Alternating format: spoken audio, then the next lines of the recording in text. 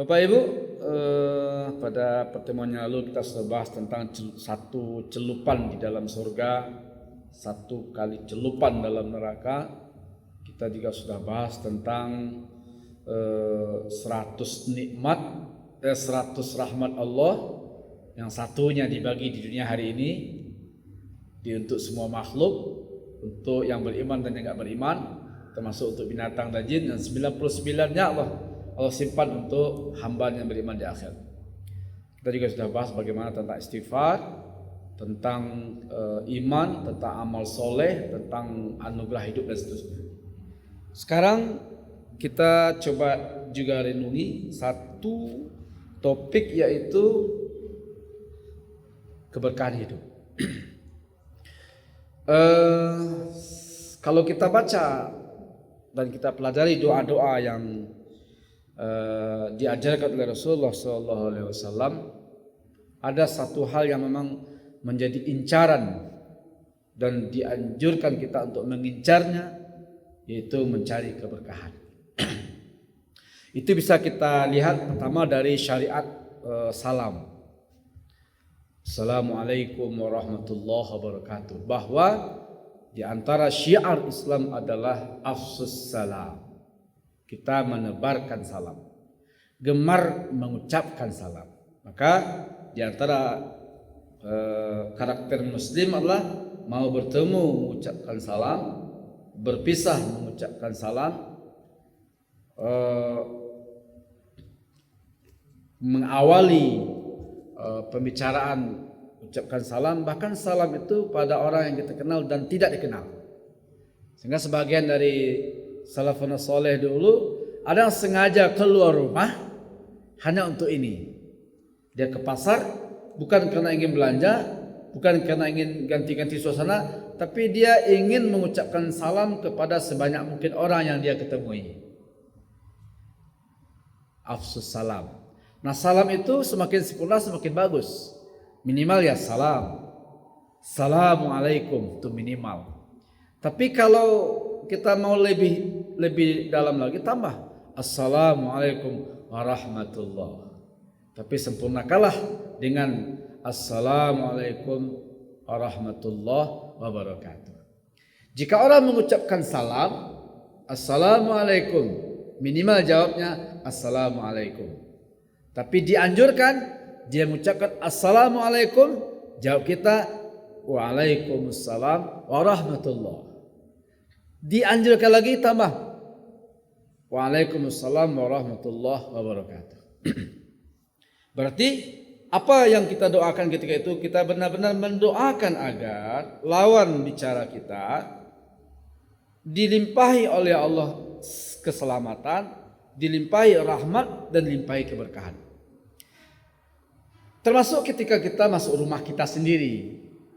Jadi kalau masuk ke rumah orang kita mengucapkan salam, kepada orang tidak kita kenal kita dianjurkan mengucapkan salam, maka jangan sampai justru di rumah sendiri, di situ ada suami kita, ada anak-anak kita, ada istri kita, kita justru tidak mengucapkan salam. Di situ ada orang tua kita, kita justru malas mengucapkan salam. Padahal salam itu adalah doa. Orang lain aja kita doakan, masa keluarga sendiri, orang tersayang tidak kita doakan. Kadang-kadang kita merasa risih, masa masuk rumah sendiri mengucapkan salam. Padahal harusnya justru di rumah sendiri, bahkan ketika nggak ada orang, rumah kosong, tetap ucapkan salam. Karena bisa jadi rumah kosong dari orang, tapi dia tidak kosong dari jin muslim, insya Allah. Jadi Assalamualaikum warahmatullahi wabarakatuh. Kita doakan keberkahan pada lawan bicara kita atau pada siapapun yang kita temui. Yang kedua, ketika pernikahan. Jadi ketika kita datang ke pesta pernikahan, itu sebenarnya doa yang diucapkan macam-macam. Tetapi yang diajarkan dan dianjurkan diantaranya adalah bukan semoga bahagia, semoga panjang umur, banyak anak, murah rezeki.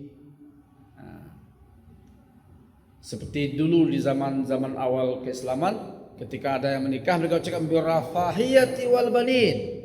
semoga bahagia, semoga banyak anak. Lalu diajarkan oleh Rasulullah ada doa yang lebih bagus dari itu. Dibanding birrafahiyati wal banin, semoga sukses, semoga bahagia, semoga sejahtera, semoga banyak anak. Tapi ada doa yang jauh lebih mencakup, lebih universal. Apa itu? Barakallahu laka wa baraka alaika wa jama'a bainakuma fi khair. Allah berkahi laka, Allah berkahi alaika, dan Allah kumpulkan kalian selalu dalam kebaikan. Nah, kalimat laka ini berarti kita berharap agar Allah limpahkan keberkahan di momen-momen spesial, di momen-momen yang dia sukai. La itu artinya ketika dia menerima sesuatu yang menyenangkan, ketika dalam kondisi bahagia, ketika dalam kondisi mendapat rezeki, ketika itu ada keberkahan, itu namanya laka. Tapi bisa jadi di rumah tangga itu ada alaika. Alaika itu artinya tidak selalu berada dalam suasana tawa. Ada kalanya diuji dengan kesedihan, dengan musibah, dengan kehilangan, dengan kematian, dengan penyakit dan seterusnya. Itu namanya alaika. Dan dalam kalimat alaika itu kita juga doakan keberkahan. Dalam kondisi itu pun engkau diberkahi. Ketika kaya engkau diberkahi, ketika miskin engkau diberkahi. Ketika sehat engkau diberkahi, ketika sakit engkau diberkahi. Ketika senang engkau diberkahi, ketika susah engkau diberkahi. Itu namanya alaika. Wa jama'a bainakuma fi khair. Lalu selama kalian menyatu, yang muncullah kebaikan dan kebaikan. Terus nanti ketika lahir anak dari pernikahan ini, doanya juga keberkahan. Barakallahu laka fil mauhub. Semoga anak yang lahir Allah berkahi.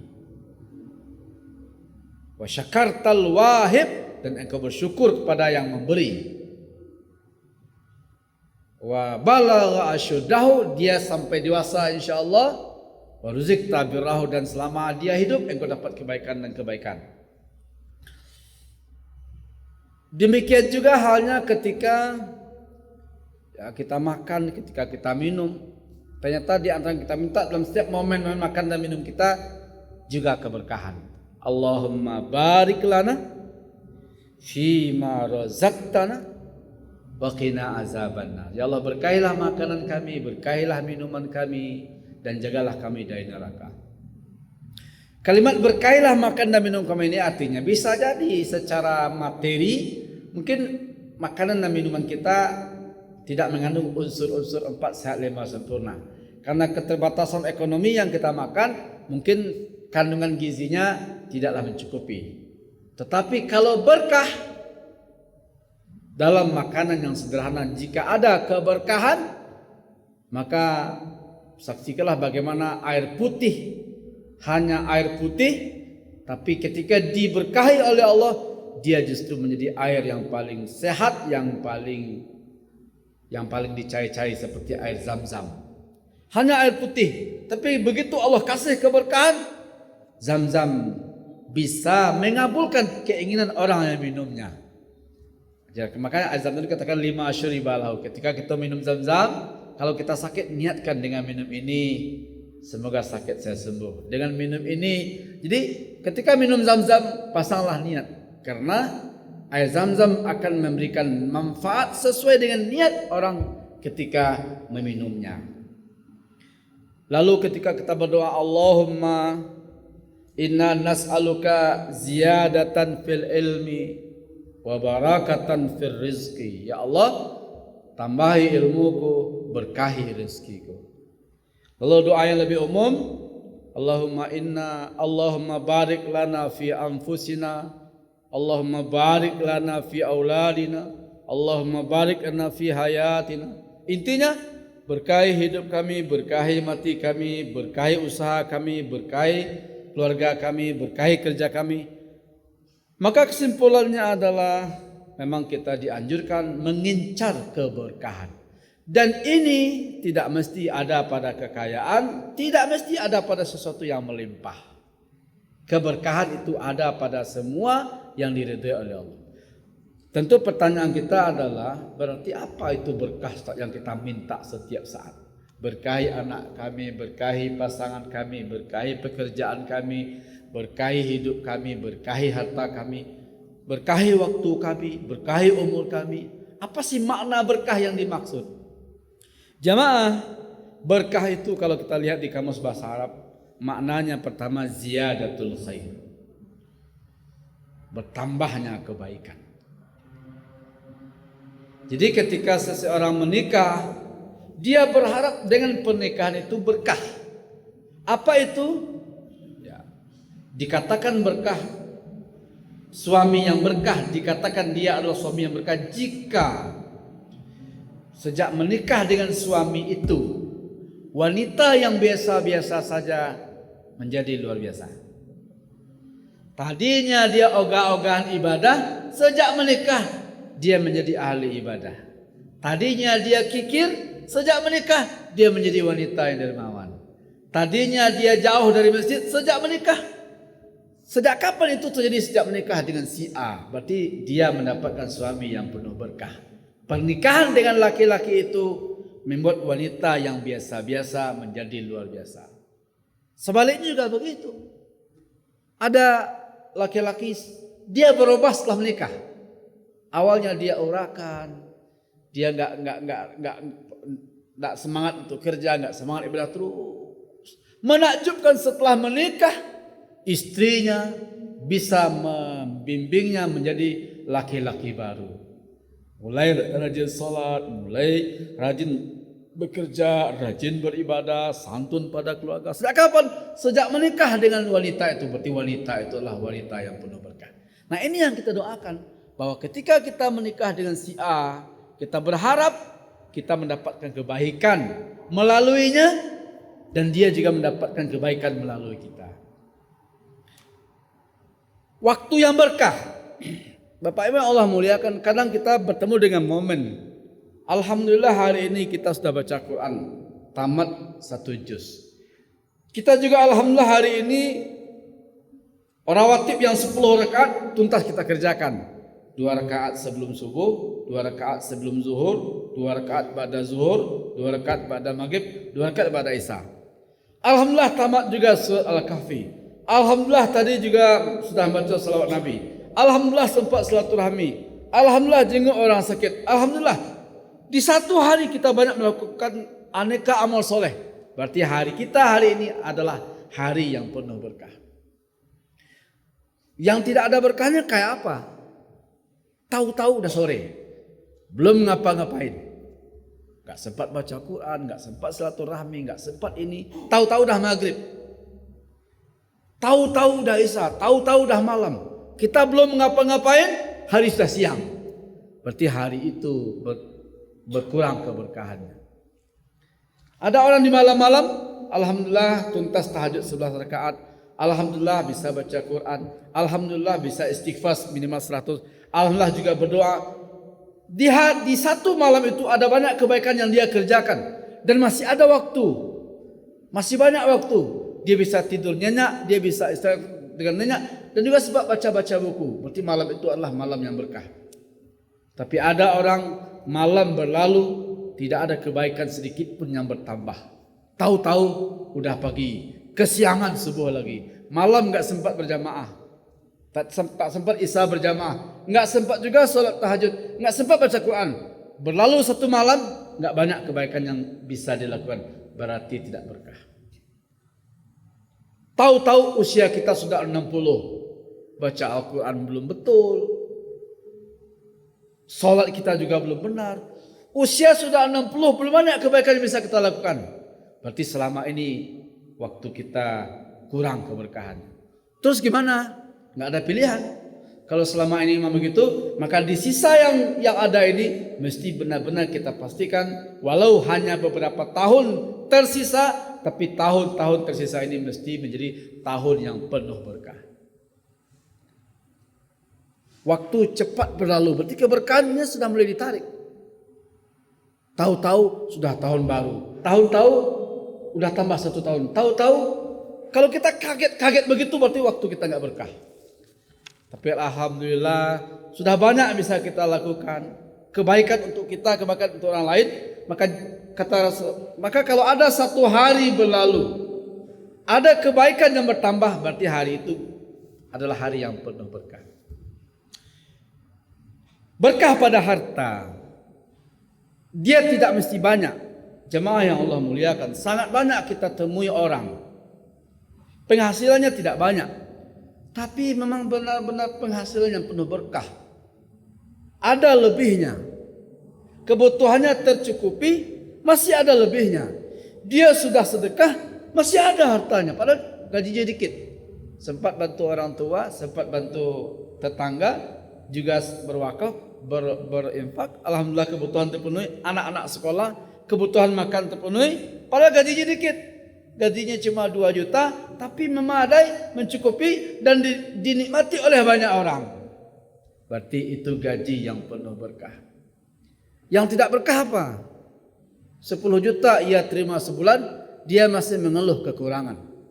Dan dia masih ada alasan, saya sebenarnya ingin berwakaf, cuma nantilah kalau gaji saya dah nambah. Sekarang belum cukup. 10 juta ia terima tiap bulan, dia masih merasa belum cukup, dan dia masih merasa kurang. Faktanya dia punya banyak utang. Dia masih cari cekiran sana sini, dan dia masih punya alasan. Dengan alasan masih mencari tambahan-tambahan, dia enggak sempat ke masjid, dia enggak sempat segala macam. Berarti uangnya banyak, tapi tidak berkah. Enggak tahu aja dah habisnya. Terima 10 juta, 5 hari udah habis saja.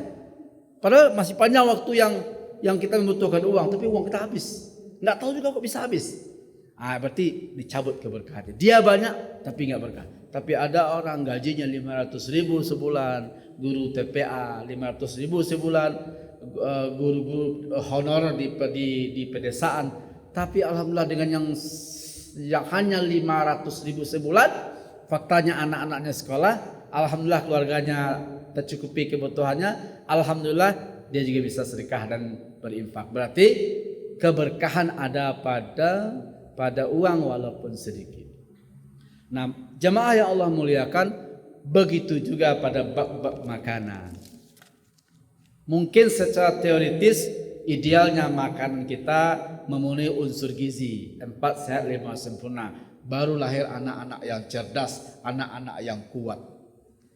Tapi fakta membuktikan sangat banyak anak-anak lahir dari keluarga miskin, kadang makan, kadang enggak. Kalaupun makan, menu sangat sederhana, jauh dari kata sempurna.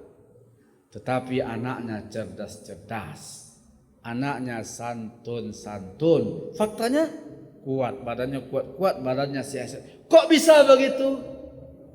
Ya keberkahan. Ceritanya adalah tentang keberkahan. Nasi putih itu bisa menjadi makanan yang penuh berkah. Air putih bisa menjadi minuman yang penuh berkah. Walaupun kandungan gizinya enggak banyak, tapi kalau kandungan keberkahannya banyak, sangat banyak dari keluarga sederhana, dari keluarga miskin, lahir orang-orang besar. Dan kalau kita baca kisah-kisah Muhammad Natsir, kisah Bung Hatta, kisah Agus Salim, ternyata mereka lahir dari keluarga yang sangat bersahaja. Bahkan ada antara mereka walaupun sudah jadi Perdana Menteri, jadi menteri, untuk rumah masih ngontrak. Tetapi kemiskinan yang mereka alami tidak menghalangi keberkahan. Mereka menjadi orang besar. Di tengah kelaparan dan kesengsaraan, mereka menjadi orang besar. Kenapa? Makanan yang mereka nikmati adalah makan yang penuh berkah. Lalu pertanyaannya, jemaah yang Allah muliakan, kalau keberkahan tidak identik dengan banyak, tidak identik dengan mahal, lalu di manakah identiknya keberkahan? Keberkahan itu identik dengan halalan thayyibah. Kalau dia halal, maka di situ ada keberkahan. Kalau dia thayyib, di situ ada keberkahan. Maka disimpulkan dalam surat Al-A'raf 96, keberkahan itu ada bersama keimanan dan ketakwaan. A'udzubillahi minasyaitonirrajim. Walau anna ahlal qura amanu wattaqau la fatahna alaihim barakatin minas sama'i wal ard. Jika penduduk suatu negeri itu beriman dan bertakwa, pasti, ini Allah memastikan dan menjanjikan, la fatahna alaihim, pasti kami akan bukakan untuk penduduk negeri itu barakatin minas sama'i wal ard. Bukan satu keberkahan, bukan dua, tapi keberkahan-keberkahan dari langit dan dari bumi. Syaratnya apa? Beriman dan bertakwa. La fatahna alaihim barakatin minas sama'i wal ard. Jadi keberkahan itu ada bersama keimanan dan ketakwaan. Jika dia benda bersama kehalalan dan ketoyiban. Maka kalau dibalik, apa yang menghilangkan keberkahan? Yang menghilangkan keberkahan itu adalah dosa dan yang haram. Jadi kalau seandainya kita punya harta yang halal, lalu kita tambah dengan yang haram, mungkin 1 ditambah 1 nominalnya 2. Tapi kalau keberkahan dicabut, secara nominal dia bisa banyak, tapi secara manfaat dia bisa berkurang.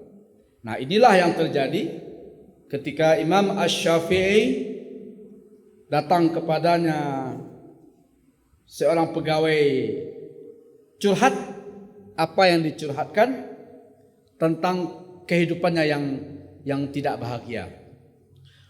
Dia diceritakan oleh Ustadz Salim Afillah bahwa pernah mengadu kepada Imam Asy-Syafi'i seseorang yang dia pegawai dengan gaji 6 dirham. 5 dirham. 5 dirham itu dikonversikan ke rupiah kira-kira 600 ribu. 600 ribu sehari. Lumayan, cukup banyak untuk ukuran rata-rata pegawai. Tapi yang dikeluhkan oleh pegawai itu adalah, wahai Imam, tapi kok uang saya banyak, tapi kok saya enggak bahagia. Istri saya kok kesannya enggak menghargai saya, anak-anak enggak patuh, kok doa enggak khusyuk, rasanya panas, kita enggak betah di rumah. Dan uang yang 5 dirham itu enggak cukup, kebutuhan selalu aja ada yang kurang.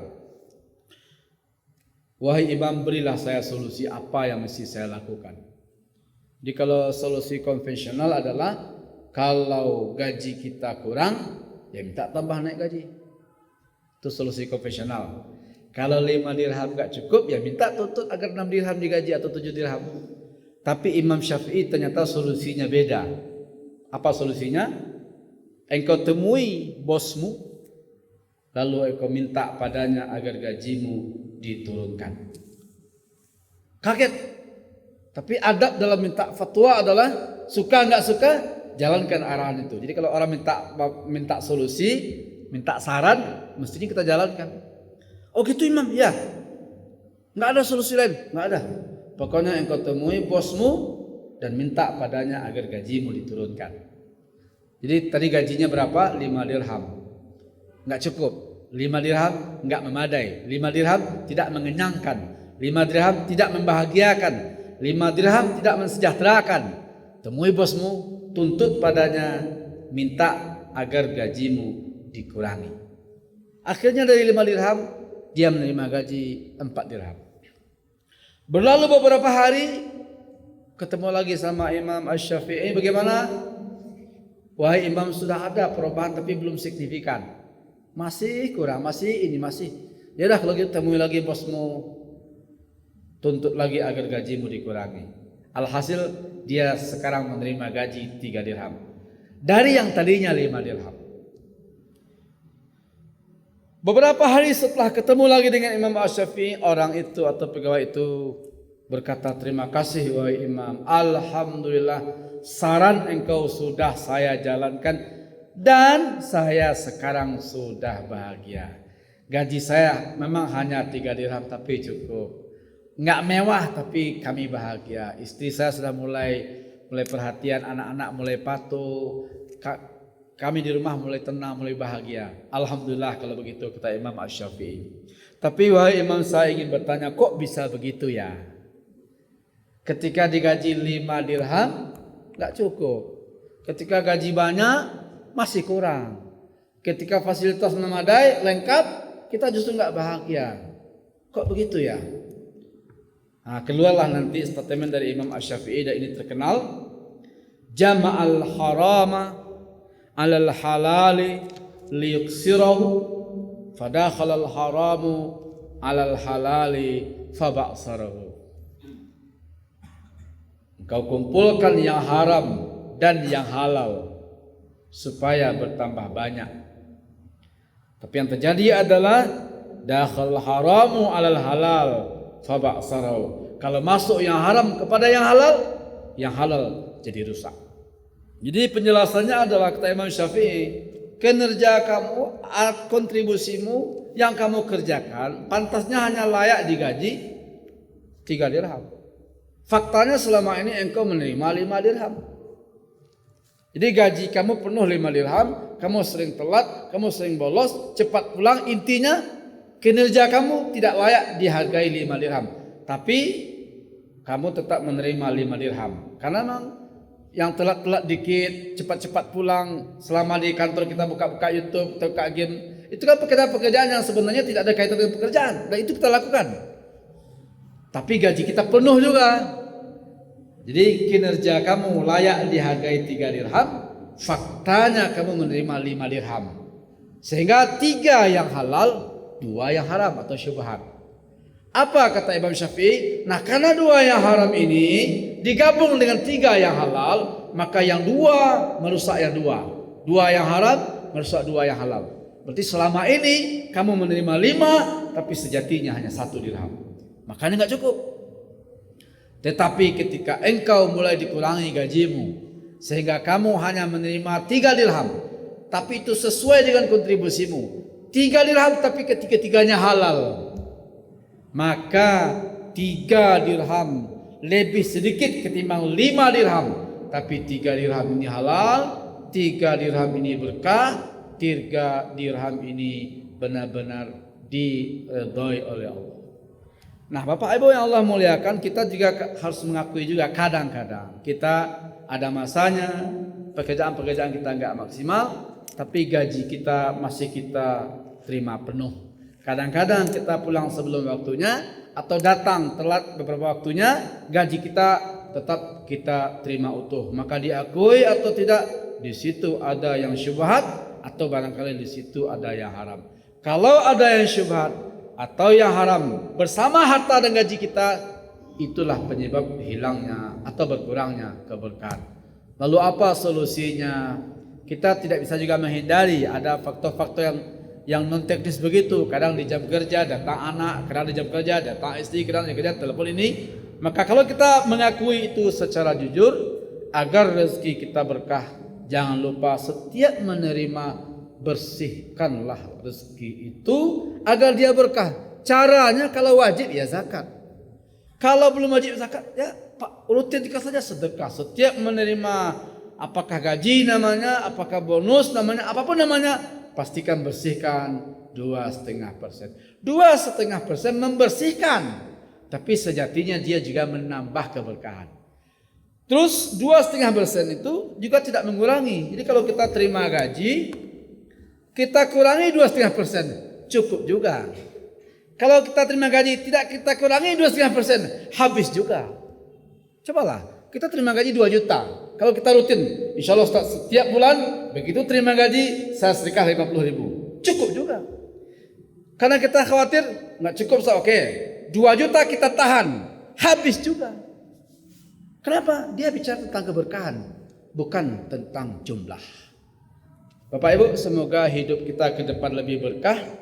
Caranya pastikan apapun yang kita lakukan sesuai dengan aturan agama. Itulah yang namanya ketakwaan. Dan apapun yang kita kerjakan niatnya karena Allah, itulah yang namanya keimanan.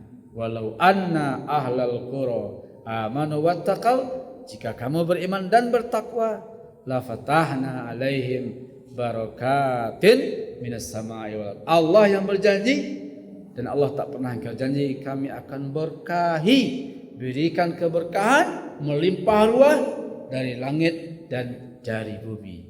Kekayaan minus keberkahan tidak akan membawa kepada kebahagiaan. Kemiskinan kalau ada bersama keberkahan, tidak jarang di tengah kemiskinan itu muncul kebahagiaan. Makanan yang mahal minus keberkahan kadang mendatangkan penyakit. Menu sangat sederhana, jika ada keberkahan di situ kadang-kadang ada kesehatan. Air putih bisa jadi obat. Menu sederhana bisa bermanfaat bila bersamanya ada keberkahan. Sekali lagi, keberkahan hanya akan hadir bersama keimanan dan ketakwaan. Keberkahan akan hilang atau berkurang bersama dosa dan perbuatan yang haram. Hadanallahu wa iyyakum ajmain. Assalamualaikum warahmatullahi wabarakatuh.